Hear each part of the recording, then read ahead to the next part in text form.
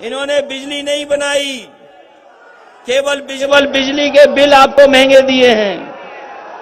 बिजली नहीं बनाई, बिजली के बिल महंगे दिए हैं। हम आपको भरोसा दिला के जा रहे हैं। अपने किसान भाइयों की हमने सिंचाई मुफ्त की थी, सिंचाई मुफ्त थी। सरकार बनेगी तो अपने किसानों के लिए सिंचाई मुफ्त के लिए इंतजाम करने का काम समाजवादी लोग करेंगे।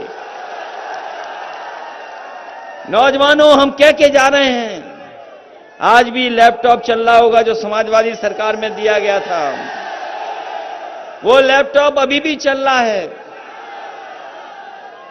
कहीं बंद नहीं हुआ होगा। अगर खोलते होगे तो आज भी नेताजी और हम लोग ही दिखाई दे रहे हैं उसमें। इसलिए आज जब परिस्थितियां बदली हैं, इनका 4.5 साल का कार्यकाल देख लिया आपने, इनके कार्यकाल में केवल बर्बादी हुई है, विकास नहीं हुआ है। अगर विकास हुआ होता तो हमारा किसान खुशहाल हो जाता, हमारे मजदूर खुशहाल होते, नौजवानों को नौकरी और रोजगार मिल जाते। लेकिन 4.5 साल की सरकार में डबल इंजन की सरकार, इस डबल इंजन की सरकार का बुंदेलखंड आते आते इंजन फेल हो गया है। कोई इंतजाम नहीं कर पाई सरकार। बताओ, डबल इंजन की सरकार, बुंदेलखंड आते इनका इंजन फेल हो गया क्या नहीं हो गया? तो किस बात की डबल इंजन की सरकार है? जो डबल इंजन की सरकार गरीबों की मदद ना कर सके, वो डबल इंजन की सरकार किसी काम की नहीं है। इसलिए मैं आप सबको बधाई देना चाहता हूं, इस ऐतिहासिक कार्यक्रम के लिए बधाई देना चाहता हूं। अपने किसान भाइयों का धन्यवाद देता हूं, इन नौजवानों का धन्यवाद देता हूं, आए हुए समाजवादी साथी जितने भी हैं, जो मंच पे बैठे, जो सामने, उनको भी धन्यवाद देता हूं कि आने वाले समय में जो चुनाव होने जा रहा है, वो समाजवादियों का तो है ही चुनाव, लेकिन आपके भविष्य का भी चुनाव है। आपको अपना भविष्य बनाने के लिए साइकिल की मदद करनी है। ये बीएड वाले लोग घूम रहे हैं बेरोजगार बड़ी संख्या में, शिक्षा मित्र भी बेरोजगार हैं। अभी टीईटी की परीक्षा हुई थी, ये टीईटी की परीक्षा देने लाखों लाख हमारे नौजवान गए, इतनी मेहनत की, परिश्रम किया, पैसा खर्च किया, लेकिन जैसे ही परीक्षा में बैठे पता लगा परीक्षा का पेपर लीक हो गया। ये हमारे नौजवान जानते हैं कि ये पेपर लीक पहली बार नहीं हुआ है। ये सरकार जानबूझ करके पेपर लीक करती है। ये लीक करने वाली सरकार है, और इसीलिए लीक करती है क्योंकि हमारे नौजवानों को नौकरी और रोजगार नहीं देना चाहती है। टीईटी के परीक्षार्थी हमारे भटक रहे हैं, बीएड वाले भटक रहे हैं, शिक्षा मित्र भटक रहे हैं, बीटीसी वाले भटक रहे हैं। कोई इंतजाम सरकार नहीं कर पाई। हम आपको भरोसा दिला के जा रहे हैं, समाजवादियों की सरकार लाइए और रोजगार पाइए, नौकरी पाइए, क्योंकि हमारे नौजवानों से हमारे समाज का, देश का भविष्य भी जुड़ा है। इसलिए इन्हीं शब्दों के साथ, बहुत अन्याय है उत्तर प्रदेश में, मामूली अन्याय नहीं हो रहा। न केवल आपके यहां पर, हर जगह मनमानी चल रही है। ये बुलडोजर वाली सरकार, ये बुलडोजर वाले लोग, ये याद रखें, बुलडोजर सड़क पे चला करता है, लोगों पे बुलडोजर नहीं चलता। और लोगों के पास इस बार अधिकार है वोट का। इतना वोट का बुलडोजर चलेगा, इतना वोट का बुलडोजर चलेगा कि भारतीय जनता पार्टी के लोगों का पता नहीं लगेगा। कौन सोच सकता है कि जो 100 नंबर वाली पुलिस थी उसको भी बर्बाद कर दिया।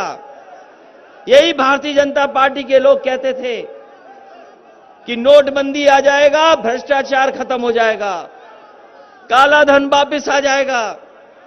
बताओ, नोटबंदी के बाद कौन सा भ्रष्टाचार रुक गया? और 100 नंबर का जब से 112 किया है, तब से पुलिस का भी पता नहीं क्या हो गया है, पुलिस भी इन्होंने खराब कर दी है। और एक घटना नहीं, 2 घटना नहीं, उत्तर प्रदेश में न जाने कितनी अन्याय की घटना हो रही हैं। हर गरीब अपमानित हो रहा है, जो न्याय चाहते वो न्याय नहीं पा रहे हैं। यहां पर ही बांदा में मुझे बताया अभी मंच पर, अमन त्रिपाठी जिसकी हत्या हो गई, अमन त्रिपाठी जिसकी हत्या हो गई, आज भी पुलिस केस नहीं खोल पाई।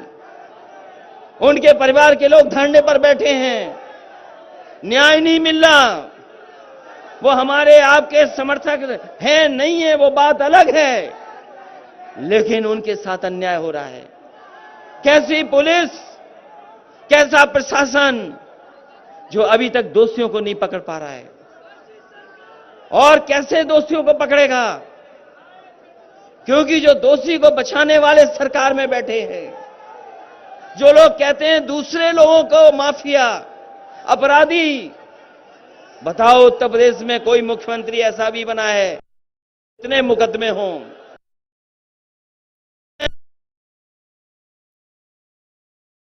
में हैं जिन्होंने अपने मुकदमे वापस लिए। अगर कहीं उदाहरण हो तो हमें बता दो आप, कोई उदाहरण है ऐसा कहीं पर? और जो बुंदेलखंड की हालत कर दी है, हमारे गरीब लोगों की जो हालत कर दी है पैदा, आज गरीब गरीब होता चला जा रहा है, इस महंगाई के कारण बर्बाद हो रहा है। इसलिए बुंदेलखंड की जनता से हमारी अपील है, समाजवादी लोग आपसे मदद मांगने आए हैं। बीजेपी के लोगों ने बहुत झूठे सपने दिखाए आपको, ये झूठ के फूल हैं, इनके फूल में खुशबू नहीं आती, ये झूठ के फूल में खुशबू नहीं आती। इसलिए साइकिल की रफ्तार बढ़ाना है। बताओ साइकिल की रफ्तार बढ़ाओगे कि नहीं बढ़ाओगे? हम आपको भरोसा दिला के जा रहे हैं कि बुंदेलखंड को हम लोगों ने ज्यादा से ज्यादा विकास से जोड़ा है। समाजवादी सरकार बनेगी तो काम के साथ साथ यहां पर रोजगार का भी इंतजाम करने का काम करेंगे। समाजवादियों ने कभी भेदभाव नहीं किया। अगर मेडिकल कॉलेज बन रहा था तो उसको बनने दिया, एग्रीकल्चर यूनिवर्सिटी बन रही थी तो बनने दिया, अगर कोई विकास चल रहा था उसको रोका नहीं, विकास को आगे बढ़ाने का काम किया। ये समाजवादी लोग हैं। लेकिन भारतीय जनता पार्टी बताए उनका विकास कहां दिखाई दे रहा है? जो लोग विज्ञापन भी झूठे दे रहे हों, उनसे ज्यादा बड़ा धोखेबाज कोई नहीं हो सकता। इसलिए बुंदेलखंड के लोगों मैं आपको बधाई देता हूं, धन्यवाद देता हूं इस ऐतिहासिक कार्यक्रम के लिए। जिन जिन नेताओं ने इसमें सहयोग किया है, मदद किया है, मैं उनका भी आभारी हूं, बधाई देता हूं। इस उम्मीद और इस विश्वास के साथ जिस समय चुनाव होगा, मतदान पड़ेंगे, तो एक एक वोट समाजवादियों के पक्ष में डाल करके आप ऐतिहासिक जीत दिलाने का काम करेंगे।